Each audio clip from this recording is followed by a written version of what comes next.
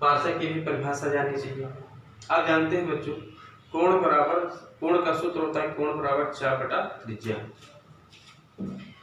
तो जब एक खगोलीय मात्रक का चाप, ध्यान देंगे, एक खगोलीय मात्रक का चाप किसी बिंदु पर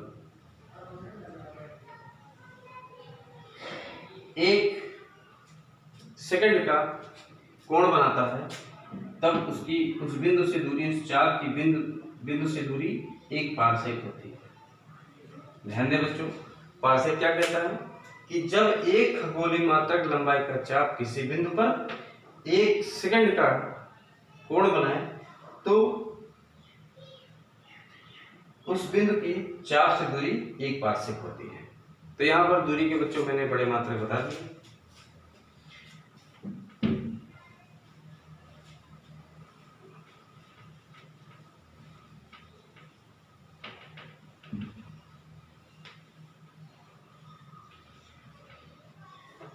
बच्चों,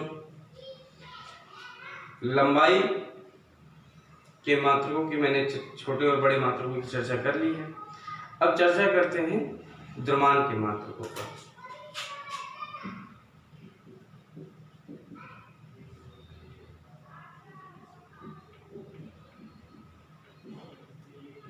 नंबर 1, छोटे मात्रक। बच्चों जानते हैं कि मात्रक होता है एसआई प्रणाली में द्रव्यमान का किलोग्राम। तो किलोग्राम से छोटे मात्रकों की भी आवश्यकता पड़ती है हमें।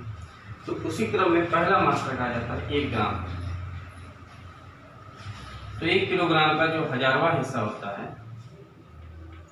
उसे हम 1 किलोग्राम कहते हैं। इसको आप इस प्रकार से भी ले सकते हैं, 1 ग्राम बराबर 10⁻³ किलोग्राम। देखिए मैंने सरल किया है, 1 ग्राम 1/1000 यानी 1 किलोग्राम का 1000वां भाग वो किलोग्राम कहलाएगा, जिसको हम लिखेंगे 10⁻³ किलोग्राम। दूसरा ऐसे 1 मिलीग्राम होता है। तो मिलीग्राम 1 ग्राम का 1000वां हिस्सा होता है, यानी 10⁻³ ग्राम। और 10⁻³ आप 1 ग्राम जानते हैं 10⁻³ किलोग्राम होता है। तो ऊपर से 1 ग्राम की वैल्यू 10⁻³ किलोग्राम यहाँ पर रखते हैं, -3 किलोग्राम, 10⁻⁻6 किलोग्राम। तो बच्चों लंबाई के छोटे मात्रक यानी मिलीग्राम। अब यहाँ पर चर्चा करते हैं बड़े मात्रकों की। इनको आप लिख लीजिएगा वीडियो पोस्ट करके। अब ये सब वैल्यू लिख लीजिएगा।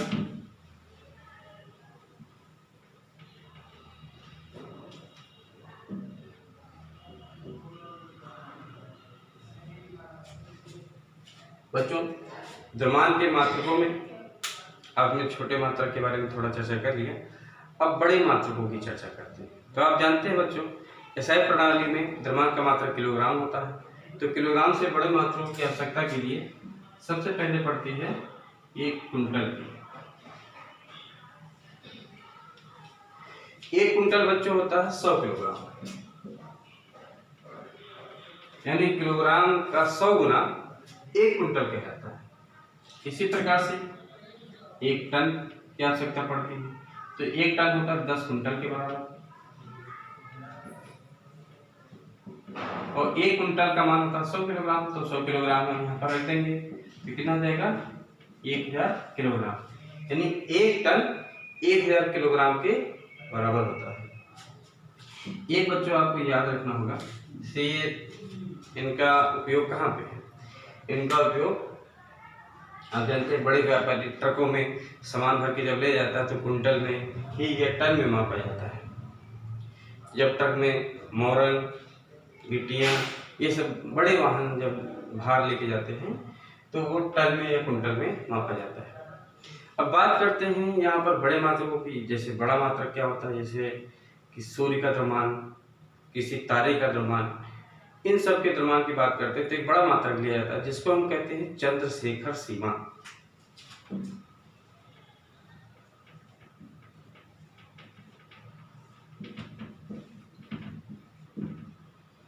इसको शॉर्ट बोलते हैं CSL, चंद्रशेखर लिमिट। तो एक CSL जो होता है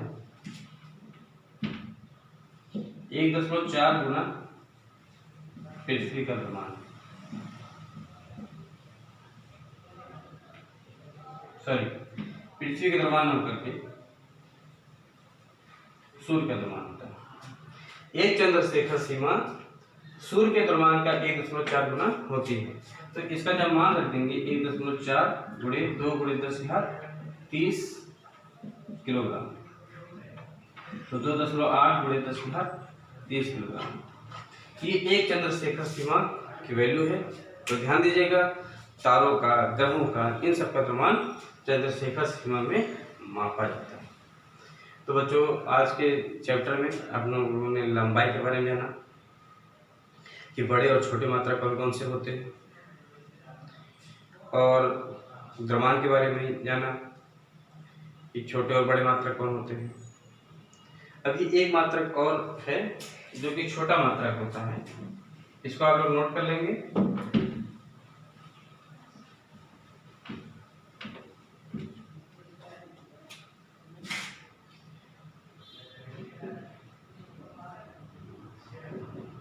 द्रव्यमान का छोटा मात्रक। बच्चों, एक मात्रक छूट गया था जिसको मैं बताया दे रहा हूं, यह होता परमाणु द्रव्यमान मात्रक।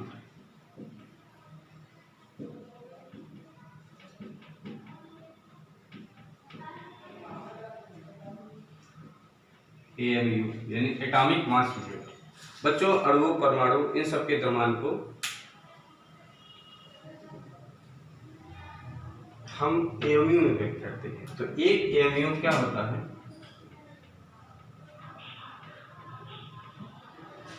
12वां भाग होता है 6C12 के एक का एक परमाणु।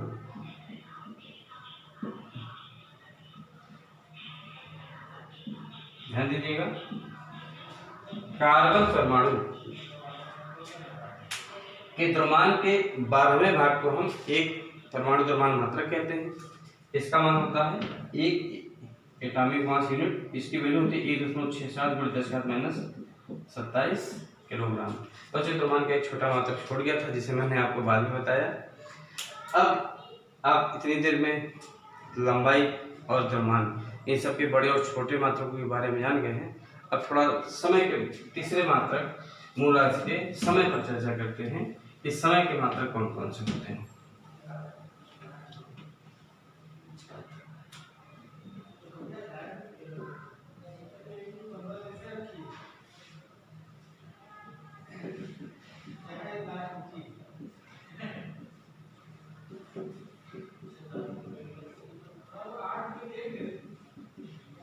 बच्चों, छोटे मात्रक की बात करते हैं।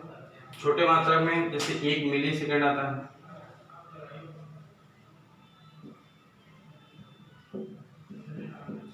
1 मिलीसेकंड 10⁻³ सेकेंड को कहते हैं। 1 नैनोसेकंड आता है, ये 10⁻⁹ सेकेंड होगा। इसी प्रकार से छोटे मात्रक हम प्राप्त कर सकते हैं। बड़े मात्रक की बात करते हैं तो मूल मात्रक बच्चों होता है सेकंड। तो सेकंड से बड़े मात्रकों को हम बड़े मात्रक कहेंगे। तो सबसे पहले आएगा 1 मिनट। 1 मिनट में बच्चों 60 सेकंड होता है। 1 घंटे में 60 मिनट होता है बच्चों। जिसको 60 से गुणा कर दोगे तो सेकंड हो जाएगा, तो 3600 सेकंड। ये मिनट हो गया, घंटा हो गया। इसके बाद दिन आता है बच्चों, एक दिन में होता है 24 घंटा। और 24 को 3600 सेकंड से गुणा कर देंगे तो हो जाएगा 86,400 सेकंड। इन सबको बच्चों आप लोग अपनी कॉपी में सब नोट कर लेंगे। जो मैंने आज पढ़ाया है उन सबका नोट जरूर कर लेंगे। इन पर आधारित क्वेश्चन मिलते हैं। अभी जैसे पहले बात करते हैं, जब हम मानक किलोग्राम मानक सेकंड पढ़ा रहे थे तो वहाँ पर मैंने सिर्फ 2 ही परिभाषाएं दी, अन्य की परिभाषा देना आवश्यक नहीं समझे, लेकिन उन परिभाषा को आप पुस्तक से आप पढ़ भी सकते हैं, लिख भी सकते हैं, लेकिन उन पे क्वेश्चन कम ही आए हैं क्योंकि वो 9th में पहले ही पढ़ा जा चुका है। अब यहाँ पर बात करते हैं जैसे बड़े मात्रकों, ये इन मात्रकों के बारे में, तो इन पर आपको क्वेश्चन मिलते हैं। आज मैं आपको क्वेश्चन भी दूंगा। अब एक दिन से बड़े जो मात्रक होता है एक वर्ष। एक वर्ष में 365 दिन होता है बच्चों, और एक शताब्दी में बच्चों 100 वर्ष आता है।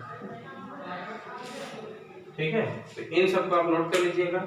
आज के चैप्टर में बच्चों मैंने मूल राशियों एवं मूल मात्रकों के बारे में बताया, व्युत्पन्न राशियों और व्युत्पन्न मात्रकों के बारे में बताया, और 3 मूल राशियां जो मुख्य हैं, लंबाई, द्रव्यमान, समय, इन सब के छोटे और बड़े मात्रकों की चर्चा की। इस वीडियो को आप लोग देखेंगे, दोहरा के देख लेंगे, और आज जो मैंने पढ़ा उस पर आपको मैं क्वेश्चन दूंगा, उन क्वेश्चन का सॉल्व करके वह देंगे। धन्यवाद।